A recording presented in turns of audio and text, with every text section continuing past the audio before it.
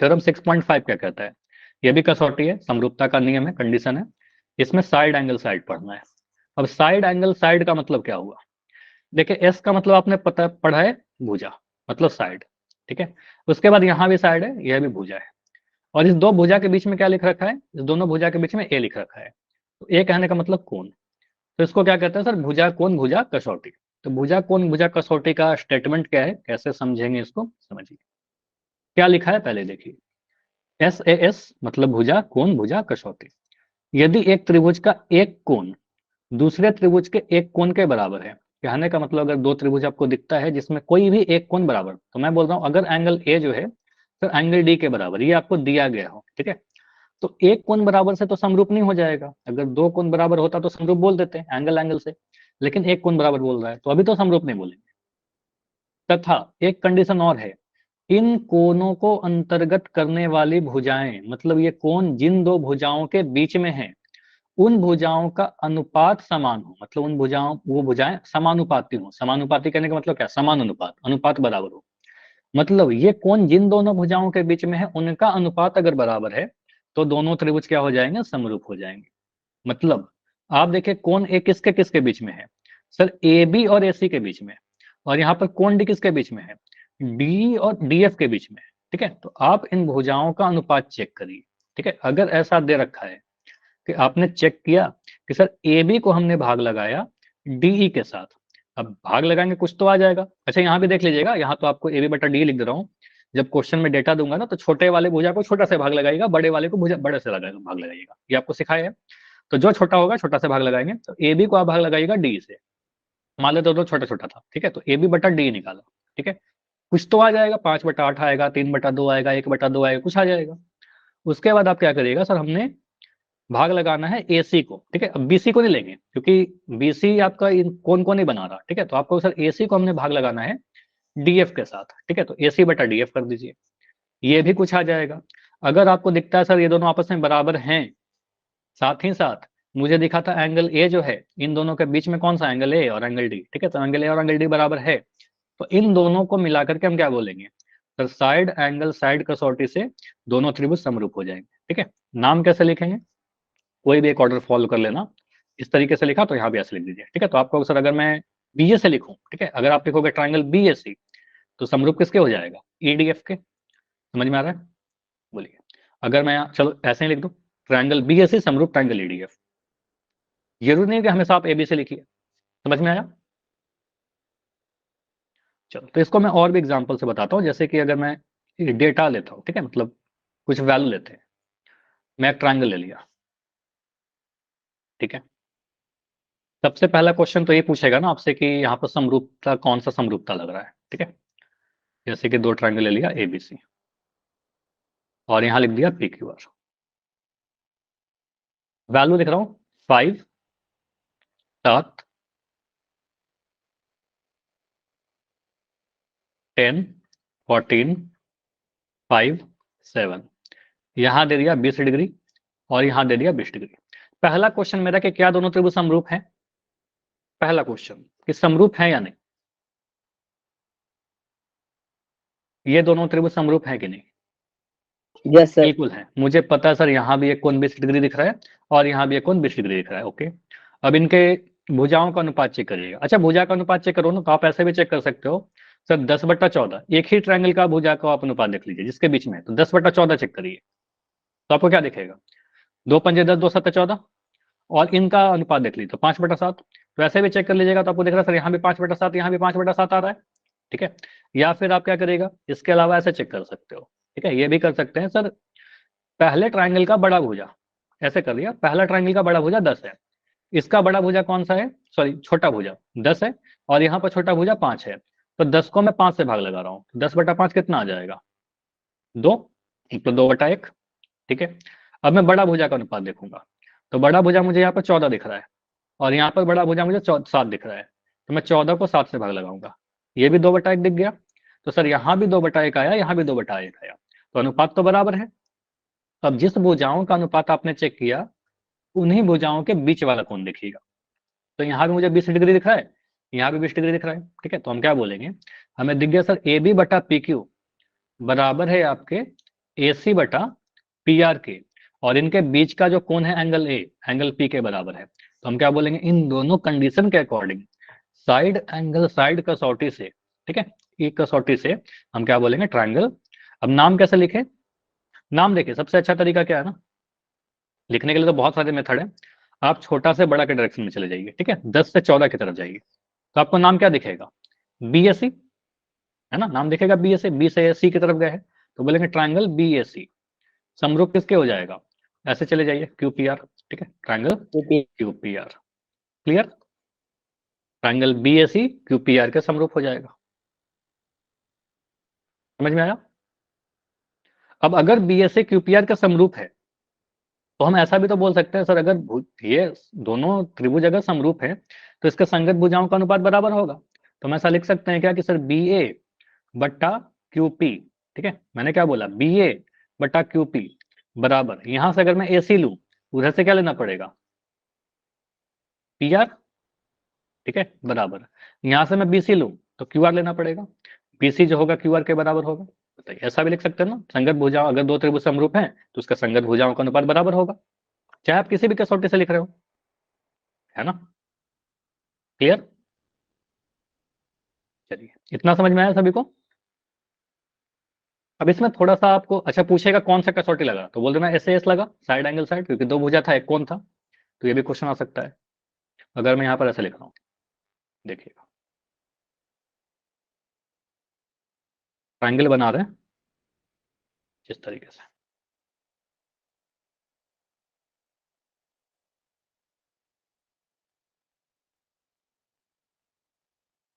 कुछ वैल्यू दे रहा हूँ ABC, यहाँ लिख दिया MTN, वैल्यू दे दिया 30 डिग्री, यहाँ भी दे दिया 30 डिग्री, ये दिया 4 मीटर, यहाँ दिया आपका 6 मीटर, 8 मीटर, 12 मीटर। क्या दोनों त्रिभुज समरूप है, नो सर। यस और नो, नहीं, मुझे दिख रहा है एक कोण बराबर और दो भुजा समानुपाती। सर ये भुजाएं कोण के यस देखो, हाँ ठीक आप बोल रहे हो, कोण के बीच में नहीं, मतलब देखो ये वाला कोण 30 डिग्री तो दिख गया सर, एक कोण तो बराबर दिख गया, यहाँ पे 30 डिग्री दिख गया, लेकिन 30 डिग्री बनाने वाला भुजा आपको दे रखा है क्या, यहाँ पर आपको पता 30 डिग्री जिस दो भुजाओं के बीच में है, तो मुझे पता सर AB हमें पता ही नहीं है, ठीक है, और यहाँ पर मुझे 30 डिग्री का MN का कोई वैल्यू पता ही नहीं है, ठीक है, तो हम कैसा अनुपात चेक करें, हम नहीं चेक कर सकते ना। तो जो कोण बराबर है उनका जो कोण आप बराबर देख रहे हो,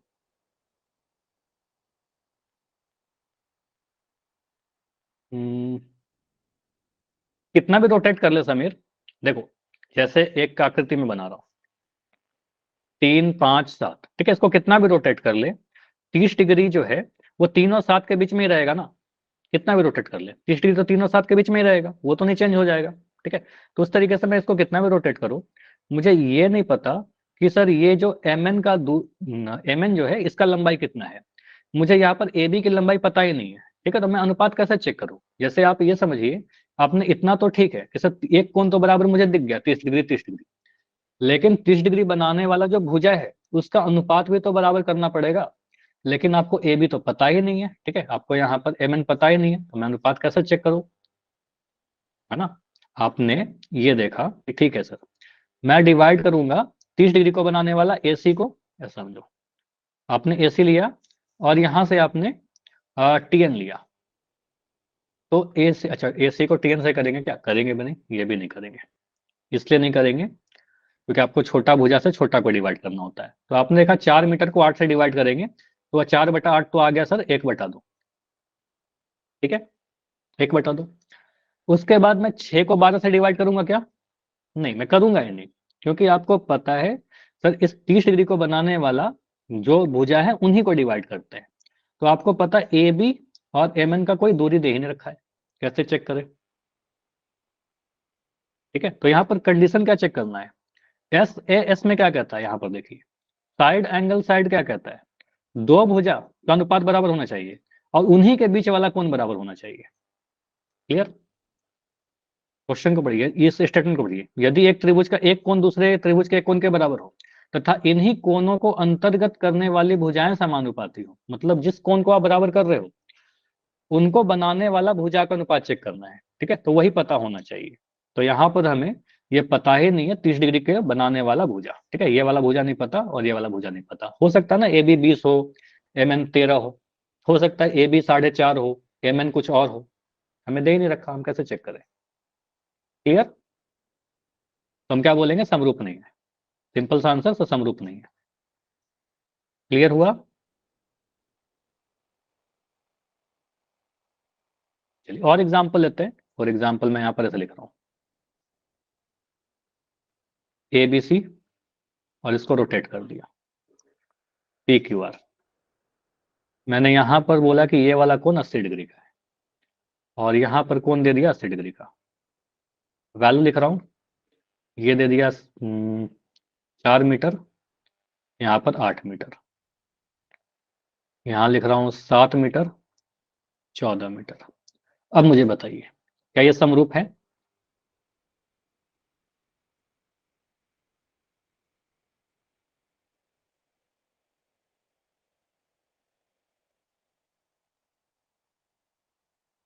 अब यहाँ पर अगर मैं चेक करूं, सबसे पहले तो ये देखना होगा सर समरूप है कि नहीं है, फिर नाम वगैरह देखेंगे।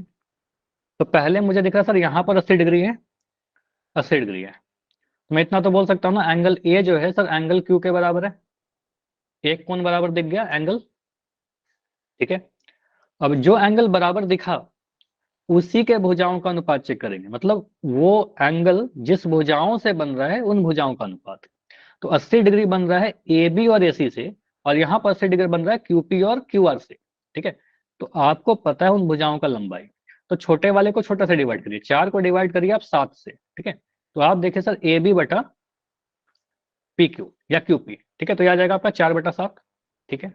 उसके बाद मैं क्या कर रहा हूँ, बड़े भुजा को बड़ा से डिवाइड कर दो, तो यहाँ पर 8 है ए सी और यहाँ पर 8 है आर क्यू, तो मैं डिवाइड करूंगा ए सी को आर क्यू से, ठीक है। तो कहेंगे सर ये 8/14 है, और ये भी मुझे दिख रहा है 2 से कट जाएगा ना, 2 से कटेगा, 2×7 = 14, सॉरी 2×4 = 8 और 2×7 = 14, 4/7। तो मुझे दिख गया ना ए बी बटा पी क्यू ए सी बटा आर क्यू के बराबर है, दो भुजाओं का अनुपात बराबर दिखा। तो हम कह रहे हैं ए बी बटा पी क्यू जो है सर बराबर है ए सी बटा आर क्यू के। उन्हीं के बीच का एक कोण बराबर दिख रहा है क्या? एंगल ए बराबर एंगल क्यू। जिन भुजाओं का अनुपात बराबर किया उन्हीं के बीच का कोण बराबर है, ठीक है। तो बिल्कुल कहेंगे सर साइड एंगल साइड से, सॉरी साइड एंगल साइड से दोनों त्रिभुज क्या हो जाएंगे? समरूप हो जाएंगे। ट्रायंगल, अब नाम कैसे लिखेंगे? अच्छा इतना समझ में आया कि ट्रायंगल समरूप है, इतना समझ में आ गया। अब नाम कैसे लिखें? नाम लिखने के लिए इसमें बहुत आसान सा सिंपल सा तरीका है, ये तो ठीक है बोल दिया समरूप। तो आप 4 से 8 के डायरेक्शन में चले जाओ, ठीक है, तो आपको क्या दिखेगा? बी ए सी। तो आप लिख दीजिए ट्रायंगल बी ए सी समरूप किसके हो जाएगा? छोटा से बड़ा, ठीक है, तो 7 से 14 जाना है, ठीक है, तो P Q are, triangle P Q are. ये समझ में आया? बी ए सी समरूप होगा ट्रायंगल पी क्यू आर के, छोटा से बड़ा के डायरेक्शन में चला गया, ठीक है, जो कौन पता है उसके तरफ से, ठीक है। तो बी ए सी दिखा, यहाँ पर पी क्यू आर दिख गया, ठीक है। चलिए तो इस तरीके से लिख देंगे। तो आपसे पहला क्वेश्चन तो ये बोल देता है कि आप बताइए कि समरूप कौन सा कसौटी से है। उसके बाद अगर मैं ऐसा लिख दूं,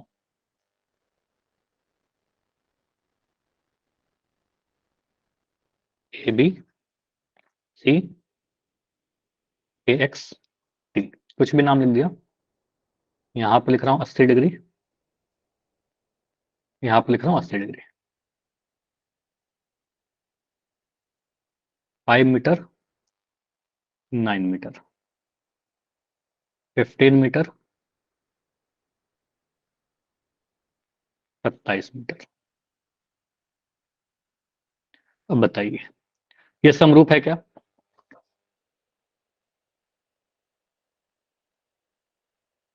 हम कुछ चेक भी नहीं करेंगे, मुझे पता है सर यहाँ पर जो कोण आप बराबर देख रहे हो, जिस कोण को आपने बराबर देखा 80 डिग्री 80 डिग्री, उनको बनाने वाली भुजाओं आपको दिया गया है क्या पहले? तो आपको पता 80 डिग्री बनाने वाला एक भुजा तो मुझे पता है, लेकिन दूसरा वाला भुजा मुझे कहाँ पता है?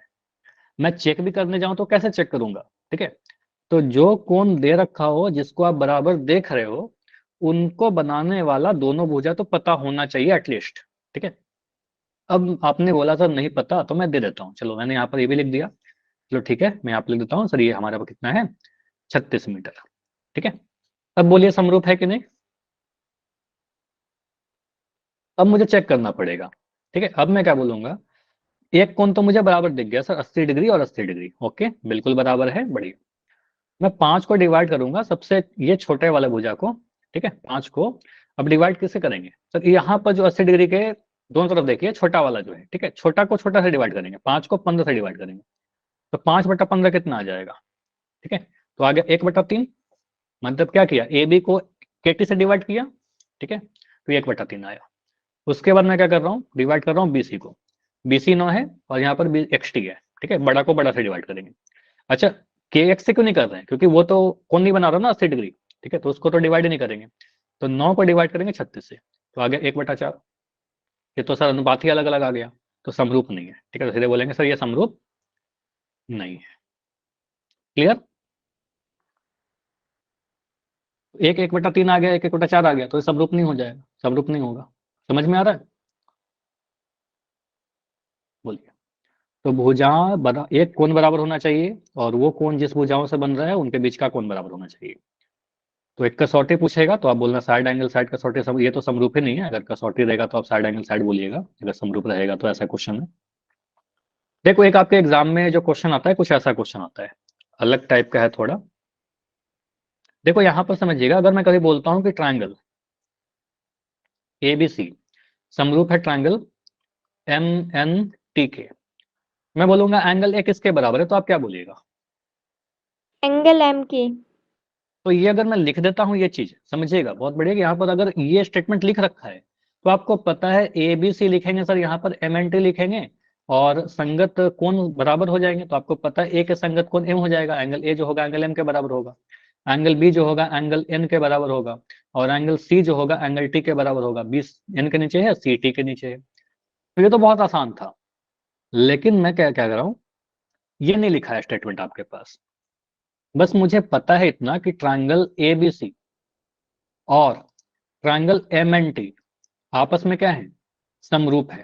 ठीक है, अब मैं बोल रहा हूँ ये जो नाम लिख रखा है ना, नाम हो सकता है कि मैं गलत लिखा हूं, ठीक है, मुझे नहीं पता था, बस इतना पता है दो त्रिभुज है, दोनों आपस में समरूप है। ठीक है, तो हम ऐसा, अगर ऐसा लिख रखा है तो हम नहीं बोलेंगे सर ए एम के बराबर, बी एन के बराबर, सी टी के बराबर, ऐसा नहीं बोलेंगे, क्योंकि अभी अपने समरूपता वाला कंडीशन लगाकर नहीं बोला है। ठीक है, हो सकता है नाम गलत लिख रखा है।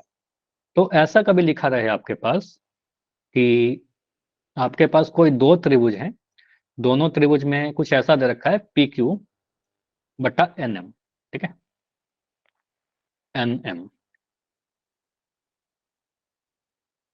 बराबर है आपके पास क्यू आर बटा एल एन के। तो हो सकता है कि फिगर बना कर दे, हो सकता है फिगर भी ना दे। ठीक है, अगर बोल रहा है किसी कोई दो त्रिभुज है आपके पास पी क्यू आर, और एक ट्रायंगल है आपके पास L N M, triangle L N M, ये दोनों त्रिभुज कैसे हैं, समरूप है। ये क्वेश्चन में दे रखा है, ये समरूप है। ठीक है, बिल्कुल। तो मुझे बताइए कौन सा, अच्छा यहाँ पर बहुत सारे कोण बराबर होंगे, संगत कोण, लेकिन मैं बोल रहा हूँ साइड एंगल साइड के अकॉर्डिंग सबसे पहले आप कौन से दो कोण को बराबर करिएगा, साइड एंगल साइड के अकॉर्डिंग। कितना चीज दे रखा है, पी क्यू आर जो होगा सर एल एन एम के बराबर है, और एंगल पी क्यू जो है, पी क्यू बटा एन एम जो है क्यू आर बटा एल एन के बराबर है। ठीक है, तो आप दो ट्रायंगल बनाइए, ठीक है, पी क्यू आर और N M L N M. कैसे बना सकते हो, कोई फर्क नहीं पड़ेगा कि आप कैसे बना रहे हो ट्रायंगल, नाम कैसे लिख रहे हो, कुछ भी फर्क नहीं पड़ेगा। ठीक है, दो ट्रायंगल कैसे बना लीजिए, इसको रोटेट कर लीजिए, उल्टा सीधा कैसे बनाओ, नाम आप किसी भी डायरेक्शन में लिख दीजिए, पी क्यू आर लिख दिया और एल एन एम लिख दिया। ठीक है, दो ट्रायंगल बना लिया। ठीक, अब यहां पर क्या करो, पी क्यू बटा एन एम, तो आपने क्या किया सर, यहां से पी क्यू लिया आपने, ये वाला हो गया पी क्यू, और यहां से आपने एन एम लिया, पी क्यू बटा एन एम, तो यहां पर एन एम को हाईलाइट कर लीजिए। तो पी क्यू बटा एन एम किसके बराबर है आपका, क्यू आर बटा एल एन के। तो क्यू आर यहां पर है आपका, दो लाइन बना दिया, और यहां पर एल एन है, एल एन ये वाला है। ठीक है, ध्यान से बस नाम को देखिएगा। तो कौन सा कोण बराबर होना चाहिए, अगर ये दोनों भुजा का अनुपात बराबर है तो और कौन सा कोण बराबर होना चाहिए साइड एंगल साइड के लिए। Angle Q equal to angle N. N. तो आप कहेंगे सर यहाँ पर हमें पता होना चाहिए क्या इनके हुआ? कौन बराबर होना चाहिए, तो एंगल क्यू जो है एंगल एन के बराबर होना चाहिए। तो हम कहेंगे sir angle Q angle N के बराबर होना चाहिए। ठीक है, क्लियर है ये चीज। इसका अगर हम नाम लिखना सोचें, ठीक है, तो नाम लिखने के लिए क्या करेंगे, आप इस डायरेक्शन में जाइए, ठीक है, ऐसे चले जाइए। तो इस डायरेक्शन में अगर मैं जाऊंगा तो मुझे ट्रायंगल का नाम दिखेगा, ट्रायंगल पी क्यू आर। ठीक है, ये समरूप किसके हो जाएगा, देखिए आपने रेड से या फिर एक लाइन से, इसको आप एक लाइन, आपके पास तो इतना कलर नहीं रहेगा, आप ऐसे करिए सर एक लाइन से मैं दो लाइन की तरफ जा रहा हूँ, तो यहां भी करिए सर एक लाइन से आप दो लाइन की तरफ चले जाइए। ठीक है, तो आप इस डायरेक्शन में जाइए, तो आपको क्या दिखेगा, ट्रायंगल एम एन एल। तो नाम इस तरीके से लिखेंगे, ट्रायंगल अच्छा करेंगे P Q R M N L के बराबर हो जाएगा, समरूप हो जाएगा। और यहां से आप कह सकते हो सर संगत कोण बराबर एंगल पी जो है एंगल एम के बराबर, एंगल क्यू जो है एंगल एल के बराबर, एंगल आर जो है एंगल एल के बराबर। ठीक है, तो यहां से भी दिख रहा है एंगल क्यू जो है एंगल एन के बराबर, वो हम लिखा था हमने। समझ नहीं, समझ में आया क्या ये वाला, चलो ठीक है, समझ नहीं आया, ठीक है मैं एक और क्वेश्चन लिख रहा हूँ, रहने दीजिए उसको, नहीं समझ में आया कोई प्रॉब्लम नहीं है। मैं बोल रहा हूँ दो त्रिभुज है हमारे पास, भूल जाओ उसको। ठीक है, मेरे पास दो ट्रायंगल है, एक है एक्स वाई जेड, ठीक है, और एक और ट्रायंगल है मेरे पास एस टी पी। ठीक है, दो ट्रायंगल है, ध्यान से देखते चलिएगा, दो ट्रायंगल है, इसमें दो चीज दे रखा है, एक तो ये दे रखा है कि दोनों ट्रायंगल कैसे हैं, ये दोनों ही ट्रायंगल आपस में समरूप हैं। पहला चीज तो ये बोल दिया कि ओके सर दोनों त्रिभुज समरूप है, लेकिन नाम हो सकता है कि गलत हो, मुझे नहीं पता कि नाम मैंने सही लिखा है गलत लिखा है, हो सकता है सही भी हो सकता है गलत भी हो। ठीक है, लेकिन इतना दे रखा है कि आपके दोनों जो त्रिभुज त्रिभुज हैं, इसमें वाई जेड बटा एस पी जो है ये बराबर है आपके एक्स जेड बटा एस टी के। ठीक है, ये दिया गया, तो मुझे बताइए कि कौन सा त्रिभुज किसके समरूप होगा, और कौन साइड एंगल साइड के अकॉर्डिंग सबसे पहले आप कौन से दो कोण को बराबर करिएगा, साइड एंगल साइड के लिए कौन सा कोण सबसे पहले बराबर होना चाहिए।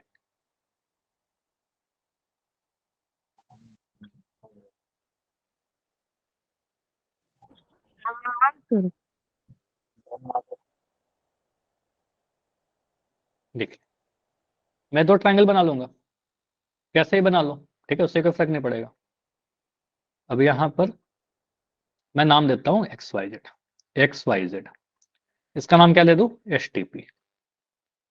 ठीक, अब मुझे दिख रहा है सर वाई जेड बटा एस पी, है ना, यहाँ पर वाई जेड बटा एस पी, तो वाई जेड आपका ये वाला है। ठीक है, इसको एक लाइन क्रॉस कर दी, एक बार कट किया, और इधर से एसपी ले लीजिए, यहाँ पर आपका एसपी है, तो इस पर एक कट कर दिया, इतना क्लियर, वाई जेड बटा एसपी। उसके बाद मैं क्या कर रहा हूँ, अगला देखता हूँ, अगला दे रखा है एक्स जेड बटा एस टी। एक्स जेड कहाँ पर है, एक्स जेड ये वाला है, ठीक है, ये ब्लू जो मैं कर रहा हूँ, इस पर दो कट लगा दिया, और एस टी कहाँ पर है, ये वाला है। तो इन दोनों भुजाओं का अनुपात बराबर है, उनके बीच वाले कोण भी बराबर होने चाहिए साइड एंगल साइड के अकॉर्डिंग। ठीक है, तो हम ऐसा बोल सकते हैं क्या कि डेफिनेटली सर यहाँ पर जो इसके बीच का कोण है ना एंगल जेड, ये बराबर होगा एंगल एस के, तो एंगल जेड को बराबर होना पड़ेगा एंगल एस के।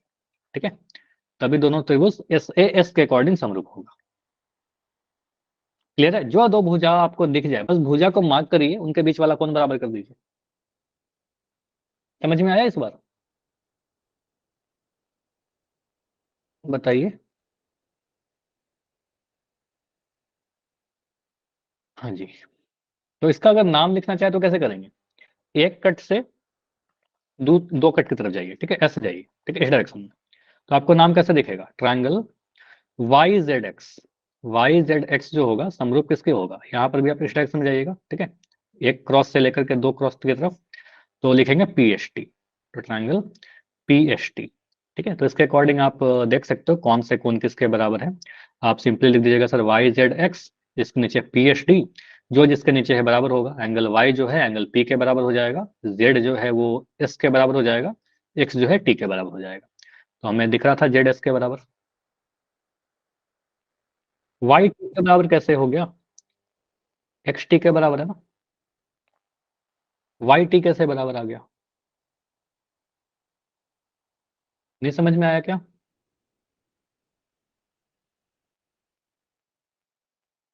वाई टी के बराबर नहीं हो सकता, मतलब अगर तीनों कोण 60-60 हो जाए या फिर हो सकता है, लेकिन देखो वो तो डेटा में पता चलेगा सर बराबर होगा कि नहीं होगा। हो सकता है सर समद्विबाहु त्रिभुज है, हो सकता है दो कोण बराबर हो सकता है तीनों कोण बराबर हो, ठीक है। लेकिन जितना फिक्स कंडीशन हम लिख सकते हैं वो ये लिख सकते हैं सर, वाई डेफिनेटली पी के बराबर होगा, जेड एस के बराबर होगा, एक्स टी के बराबर होगा। इसके अलावा कुछ होगा अगर बराबर तो स्पेशल केस हो जाएगा, पर्टिकुलर उस क्वेश्चन के लिए सही होगा, हमेशा सही नहीं होगा। तो ये हमेशा सही होगा। समझ में आया ये वाला एग्जाम्पल कि फिर से करो, इसको इंपॉर्टेंट है। बताइए सभी लोग यस या नो लिख के बताइए, समझ में आ गया तो वाई लिख के बताइए, कोई डाउट है तो डी लिख के बताओ।